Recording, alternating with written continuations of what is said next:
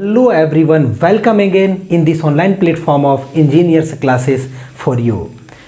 तो आप लोग जैसा कि बोर्ड पे ऑलरेडी लिखा हुआ देख रहे हैं, एक न्यूमेरिकल लिखा हुआ है डियर। ये जो है स्ट्रेंथ ऑफ मटेरियल का है। आप जरूर इस लेक्चर को देखने से पहले इससे प्रीवियस लेक्चर आप जरूर देख लें। आई बटन पे क्लिक करके आप प्रीवियस लेक्चर पे बिल्कुल भी जा सकते हैं डियर, और वहाँ से प्रीवियस लेक्चर देख लें, क्योंकि जो कॉन्सेप्ट है, तो जो बेसिक कॉन्सेप्ट है वो कॉन्सेप्ट प्रीवियस लेक्चर में आपको ऑलरेडी बता रखे हैं और न्यूमेरिकल भी प्रीवियस लेक्चर में किए हैं। तो वहाँ से कॉन्सेप्ट आपको पता चल जाएगा और उसी कॉन्सेप्ट पे बेस्ड जो है थोड़ा सा वेरिएशन इस न्यूमेरिकल में प्रीवियस न्यूमेरिकल से। तो देखते हैं क्या है न्यूमेरिकल, पहले पढ़ते हैं और बेसिक कॉन्सेप्ट के लिए आप जरूर प्रीवियस लेक्चर देख लें डियर। आप वीडियो को बिना स्किप किए पूरे वीडियो को देखिएगा, तभी आपको बहुत ही मज़ा आएगा वीडियो देखने में। और साथ ही साथ स्ट्रेंथ ऑफ मटेरियल से रिलेटेड जो है वो कॉन्सेप्ट जो है अंदर से आपका कॉन्सेप्ट एकदम बिल्कुल भी डेवलप होगा, ये ज़रूर आपसे मेरा वादा है। तो चलिए रीड करते हैं। ए हॉलो सिलेंडर, देखिए फर्स्ट लाइन में ही लिखा हुआ है कि सिलेंडर कैसा है, हॉलो सिलेंडर है। सिलेंडर कैसा है, हॉलो है, ठीक है। अब हॉलो सिलेंडर होगा तो ऑब्वियस है कि उसका एक एक्सटर्नल डायमीटर होगा, एक इंटरनल डायमीटर होगा। जैसे कि ये आप कह सकते हैं कि हॉलो है ना, ये कैप जो है ये हॉलो सिलेंडर जैसा है, या फिर इसको अभी ओपन करके आपको दिखाएं तो ये क्या होगा, हॉलो सिलेंडर के जैसा। आप समझ पा रहे हैं। 2 मीटर लॉन्ग, अब सिलेंडर कितना मीटर लॉन्ग है, तो सिलेंडर जो है हॉलो तो है 2 मीटर लॉन्ग है। मान लीजिए कि एक हॉलो सिलेंडर यहाँ पे बनाते हैं, समझिए यहाँ से ज़्यादा क्लियर होगा, आप और भी अच्छे से डायग्राम बनाएंगे। देखिए इस तरीके से सपोज कीजिए ये हॉलो सिलेंडर है, तो इसका क्या होगा, इंटरनल डायमीटर भी होगा, ऑब्वियस है इसका एक इंटरनल डायमीटर भी होगा, ठीक है। सपोज कीजिए ये क्या है, एक आपका हॉलो सिलेंडर है। अब ये हॉलो सिलेंडर कितना मीटर लॉन्ग है, तो ये जो है ये आपका 2 मीटर लॉन्ग है, 2 मीटर लॉन्ग है। और साथ ही साथ हैज एन आउटसाइड डाया, मतलब बाहर का 50 mm है, and inside dia of 30 mm, inside 30 mm और आउटसाइड क्या है 50 mm है। तो देखिए बता देते हैं यहाँ पे क्लियरली, ये जो आउटसाइड डाया है, ये जो डायमीटर आपको यहाँ से यहाँ दिख पा रहा है, ये क्या आपका आउटसाइड डाया है और ये कितना है 50 mm है सपोज, ठीक है। और साथ ही साथ जो है ये आपका एक और भी है, ये क्या है इनसाइड डाया है और ये कितना है 30 mm है। यहाँ से आपको डायग्राम से दिख जा रहा है, ठीक है। तो मटेरियल कितना एरिया में होगा, ऑब्वियस एक मटेरियल जो होगा इस एरिया में होगा मटेरियल, इस एरिया में होगा मटेरियल, है ना, इसी में होगा ना, जिसको हम रंग रहे हैं, देखिए रेड कलर से जिसको हैश कर रहे हैं आप अच्छे से देखिएगा, इसी में होगा आपका क्या मटेरियल होगा ये में, क्योंकि बीच वाला पोर्शन पे तो होगा नहीं, हॉलो सिलेंडर है, ठीक है।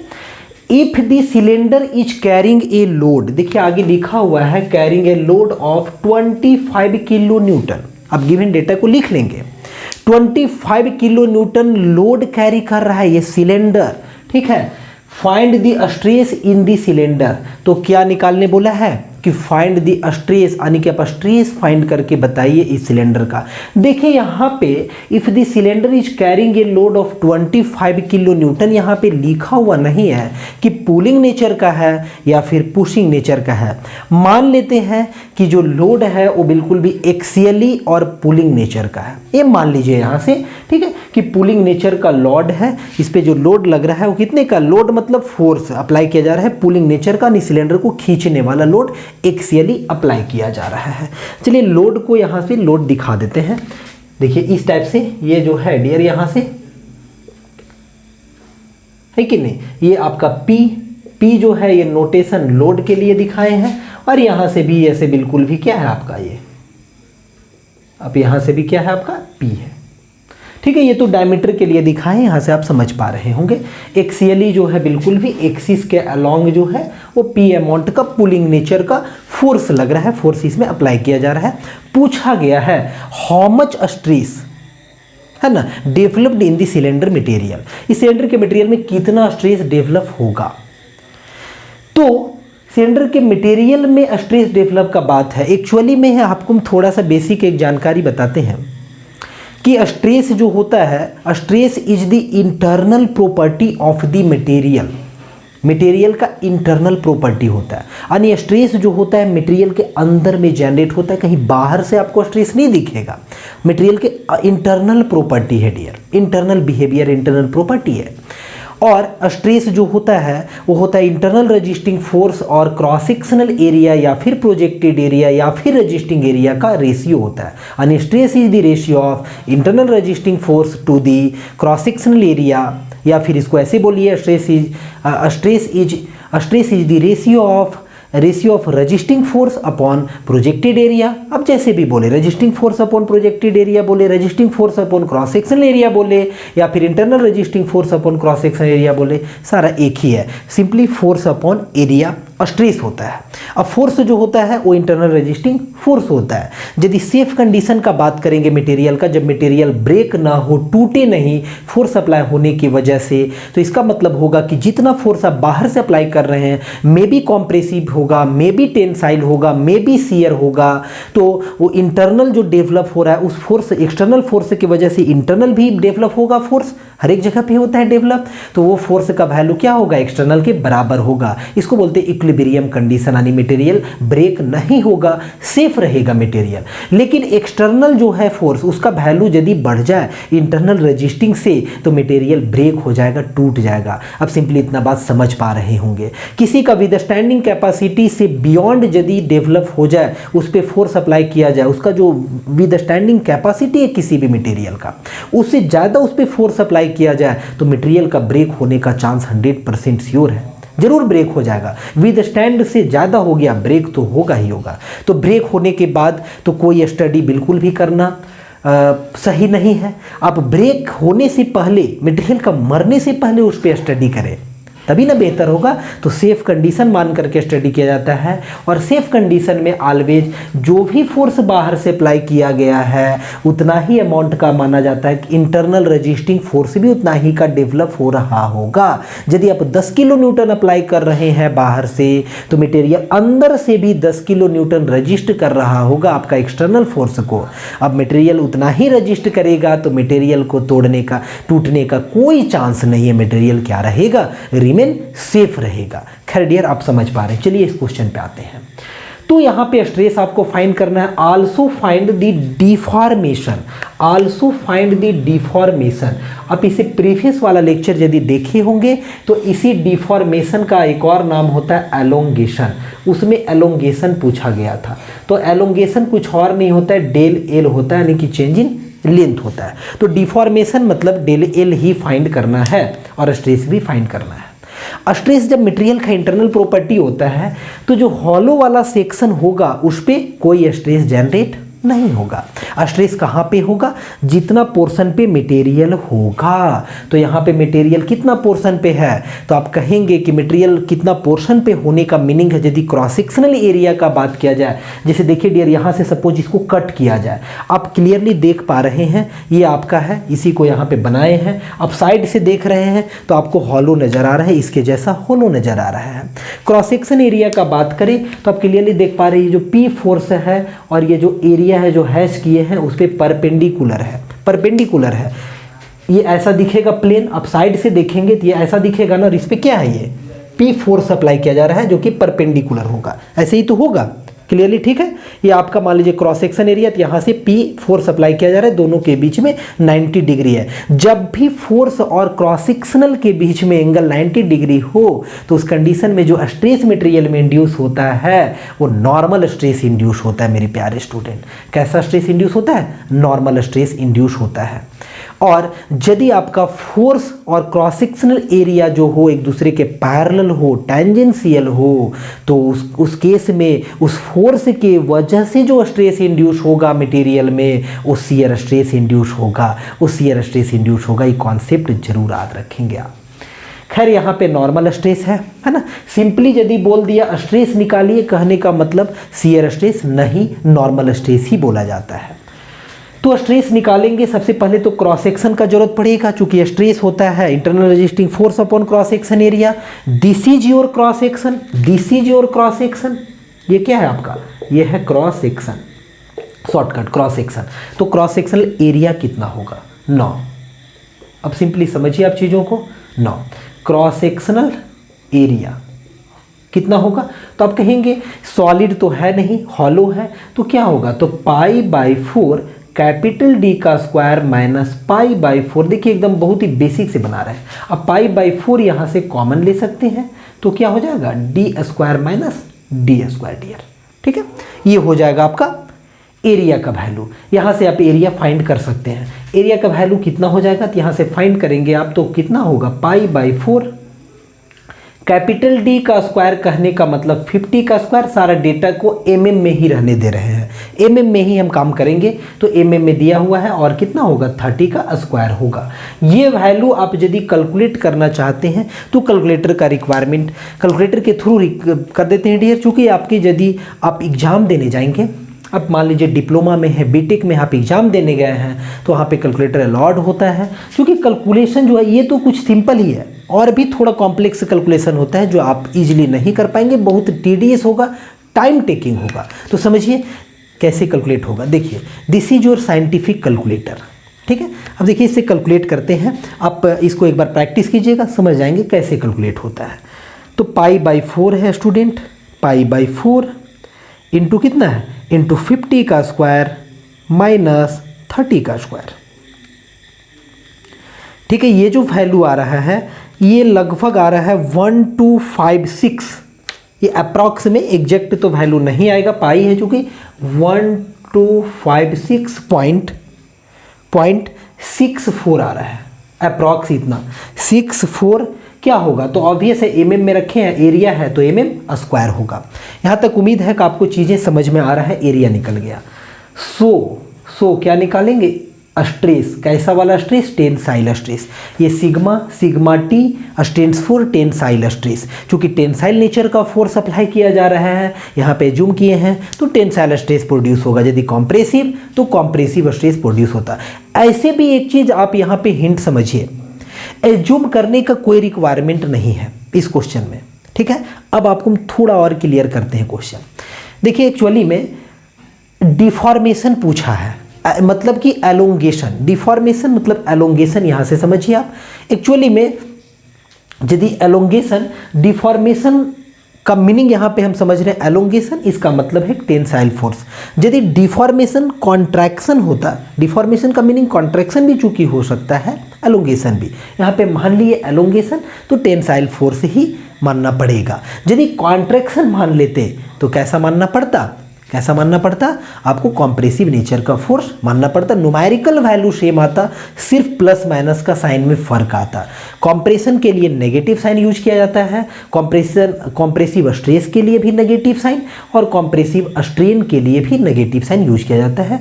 यदि सारा डेटा सेम रहेगा तो आपका न्यूमेरिकल वैल्यू यानी कि मैग्नीट्यूड का बात करें तो मैग्नीट्यूड ऑलवेज रिमेन्स कांस्टेंट, है ना। जब सब डेटा सारा डेटा सेम रहेगा तब सिर्फ प्लस माइनस एक पता चलने के लिए कि कॉम्प्रेसिव है या टेंसाइल है, ये उसके लिए एक साइन कन्वेंशन है स्टूडेंट। तो खैर यहाँ टेंसाइल मान लिए। तो sigma T is equal to how much, तो सिग्मा टी का जो वैल्यू होगा वो सिंपली होगा internal resisting force upon cross sectional area, यही होगा ना। अब कहेंगे इंटरनल रजिस्टिंग फोर्स कहाँ से लाए, डियर इंटरनल रजिस्टिंग फोर्स जो होगा मटेरियल में, देखिए कहीं से भी मटेरियल को कट किए, यहाँ से समझिए आप, इस पी के वजह से इधर आपका क्या होगा, इंटरनल रजिस्टिंग फोर्स डेवलप होगा, एफ आर डेवलप होगा। इस फोर्स के वजह से भी, सॉरी यहाँ पे इसको एफ आर इधर दिखाते हैं, एफ आर ठीक है, इधर वाला फोर्स के वजह से इस डायरेक्शन में, उसके उल्टे डायरेक्शन में एफ आर भी डेवलप होगा। ठीक है, यदि हम सेफ कंडीशन का बात करें तो ऑब्वियस है इस P और FR का वैल्यू जो होगा एक दूसरे का अपोजिट होगा, लेकिन मैग्नीट्यूड सेम होगा, तभी मटेरियल नहीं टूटेगा। अलग अलग हो जाएगा, अनबैलेंसिंग आएगा, मटेरियल टूट जाएगा। तो सेफ कंडीशन ही पढ़ते हैं, यानी FR P के बराबर होगा, यानी इंटरनल रेजिस्टिंग फोर्स P के बराबर लेंगे। ठीक है, सेफ कंडीशन में तो यानी P डिवाइडेड बाय क्या होगा, cross section area, how much 1256.64। Okay, तो P का वैल्यू भी आपको मालूम है, P is equal to how much, तो P is equal to dear देखिए दिया हुआ है 25 किलो न्यूटन, न्यूटन में इसको चेंज कर देते हैं, तो 25 इंटू 10 टू द पावर कितना होगा 3 divided by 1256.64 is equal to how much. ये जो भी वैल्यू आएगा कैलकुलेटर से कैलकुलेट करते हैं, यही होगा स्ट्रेस का वैल्यू इस क्वेश्चन के लिए। तो देखिए स्टूडेंट कितना रहा 25 into 10 to the power 3 divided by 1256.64 is equal to 19.89 something, 19.89। Unit क्या होगा, यूनिट ऑब्वियस है कि ये लिखे हैं न्यूटन में और ये वाला एरिया लिखे हैं मीटर mm स्क्वायर में, तो यूनिट होगा न्यूटन पर mm स्क्वायर, न्यूटन पर mm स्क्वायर। डियर इंटरेस्टिंग एक बात, 1 न्यूटन पिछले लेक्चर जो देखे होंगे मेरा वो समझ लिए होंगे, 1 न्यूटन पर mm स्क्वायर जो होता है ये किसके बराबर होता है, तो 1 मेगा पास्कल के बराबर होता है, 1 मेगा पास्कल के बराबर होता है। और साथ ही साथ 1 गीगा पास्कल का जो वैल्यू होता है वो होता है 10 टू द पावर 3 न्यूटन पर mm स्क्वायर के बराबर। ये दो वैल्यू आप एकदम लर्न करके रखें। तो यहाँ पे आप इस चीज़ को इक्विवेलेंट टू 19.89 आप लिख सकते हैं क्या, तो mega pascal, this is your answer. ठीक है, या तो न्यूटन पर mm स्क्वायर लिखें या फिर मेगा पास्कल लिखें, दोनों सेम वैल्यू है। उम्मीद है यहाँ तक आपको स्ट्रेस का वैल्यू समझ में आ रहा होगा। चलते हैं आगे, डिफॉर्मेशन निकालते हैं, और डिफॉर्मेशन मतलब एलोंगेशन निकालते हैं। प्रीवियस लेक्चर में डिफॉर्मेशन यानी एलोंगेशन के लिए फॉर्मूला आपको बतला चुके हैं ऑलरेडी। डायरेक्ट फॉर्मूला अप्लाई करेंगे और चीज़ों को समझेंगे क्या हो रहा है। चलिए इधर मिटाते हैं डियर। देखिए वी नो दैट, ठीक है, वी नो दैट डियर क्या होता है, तो डिफॉर्मेशन या फिर elongation is equal to learn कर लेंगे PL/AE होता है, PL/AE। ये जो होता है बार जो आपका होना चाहिए, मटेरियल जो होना चाहिए वो उसका क्रॉस सेक्शन जो होना चाहिए थ्रू आउट लेंथ जो होना चाहिए क्रॉस सेक्शन रिमेन्स सेम या रिमेन्स कांस्टेंट। यदि आपका कोई भी बार है, कोई भी मटेरियल है, यदि क्रॉस सेक्शन में कहीं कोई चेंजेज नहीं हो रहा है थ्रू आउट लेंथ, ठीक है, और होमोजीनियस नेचर का भी, यानी कि होमोजीनियस कहने का मतलब यहाँ पे मीनिंग ये हुआ कि यदि एक ही मटेरियल का वो बना हुआ है तो उस कंडीशन में जो होगा डेल एल का फॉर्मूला यही होगा। ठीक है, यानी कि प्रिज्मेटिक बार होना चाहिए। प्रिज्मेटिक का मतलब ही होता है कि क्रॉस सेक्शन में कोई चेंज नहीं होना चाहिए, through out length cross section remains constant. तो खैर ये बातें प्रीवियस लेक्चर में ही बताए हैं। तो del L is equal to कितना, तो पी का वैल्यू मालूम है, यूनिट का ध्यान रखना है, पी का वैल्यू कितना है, सारे को न्यूटन में रखेंगे इसको, तो 25 इंटू 10 टू द पावर कितना होगा 3 इंटू एल का वैल्यू को भी mm में रखेंगे। एल लेंथ जो दिया हुआ है 2 मीटर है, 2 metre is equal to 2 into 10 to the power 3 mm, 2 into 10 to the power 3 mm। चूंकि आप जानते हैं 1 metre is equivalent to 1000 mm, so 2 metre is equal to 2 into 10 to the power 3 mm। Okay, area का value भी mm में रख रहे हैं। देखिए सारे यूनिट को वही, अभी कोई गलती से 2 लिख देंगे यहाँ पे, देखिए कितना बड़ा ब्लंडर हो जाएगा स्टूडेंट, कितना बड़ा ब्लंडर हो जाएगा। अब एरिया का वैल्यू को फिर mm में रखेंगे, लेंथ का वैल्यू को मीटर में रख दिए, तो ऐसे कैसे होगा, सारे को यूनिट सेम रखें तभी ना आप यूनिट को भी कट कर सकते हैं या फिर वैल्यू को कट कर सकते हैं। मीटर को मीटर से कट कर सकते हैं ना, मीटर को mm से कट नहीं कर सकते हैं ना स्टूडेंट। चलिए तो ये हो गया यहाँ से चेंज। उसके बाद एरिया की जगह पे how much 1256.64 mm square. Okay, E का वैल्यू रखना है यहाँ पे, थोड़ा उस पर आइए समझते हैं चीज़ों को। ई का वैल्यू जो है गिवन, वो देखिए कितना गिवन है, तो 100 गीगा पास्कल। 100 गीगा पास्कल आपको बताए अभी कि 1 giga pascal is equal to 10 to the power 3 newton पर mm स्क्वायर। सबको न्यूटन में डेटा रख रहे हैं, mm में रख रहे हैं, तो आप क्या करेंगे, इतना is equal to 100 into 10 to the power क्या हो जाएगा 3 न्यूटन पर mm स्क्वायर हो जाएगा। प्रीवियस लेक्चर में कैसे 10 टू द पावर 3 आया है बताए भी हैं। तो खैर इस वैल्यू को यहाँ से पे पुट कर देना है कि 100 इंटू 10 टू द पावर कितना 3। अब ये न्यूटन पर mm स्क्वायर में डेटा पुट हो गया है। अब यदि इसको आप सॉल्व करेंगे तो तो देखिए जो कट हो रहा है उसको कट कर दीजिए, 10 to the power 3 10 to the power 3 cut हो जा रहा है, यहाँ से 2 0 से यहाँ कट हो जा रहा है डियर। अब देखिए जो डेटा बच रहा है उसको जल्दी से कैलकुलेटर से सॉल्व करते हैं, देखिए कितना आता है। तो 2 5 0 है ना, चूँकि 10 भी है यहाँ पे बचेगा, इंटू क्या होगा 2 डिवाइडेड बाय 1256.64, यही ना। तो देखिए हाउ मच, ये वैल्यू आ रहा है 0.3978 समथिंग, 0.3978 क्या होगा ये, तो ऑब्वियस है एम में होगा। किस में होगा, एम में होगा। यानी कि रॉड जो था वो 2000 mm का था, लेकिन उसमें एलोंगेशन मात्र कितना का हुआ, ओनली 0.39, नेग्लिजिबल ऑलमोस्ट। अब यदि खुले आंख से देखते हैं तो शायद आपको पता भी नहीं चल पाता कि कितना एलोंगेशन हुआ है और क्या हुआ है। ओके, तो 0.3978 mm का एलोंगेशन हुआ इसमें, जो कि कैसा है आपका हॉलो सिलेंडर है। कैसा है, तो हॉलो सिलेंडर है डियर। उम्मीद है कि ये जो चीज़ें हैं आपको बहुत ही क्लियरली समझ में आ रहा है। हर एक चीज़ और भी कुछ फाइंड नहीं करना था, डिफॉर्मेशन फाइंड करना था, क्लियरली फाइंड कर लिया है।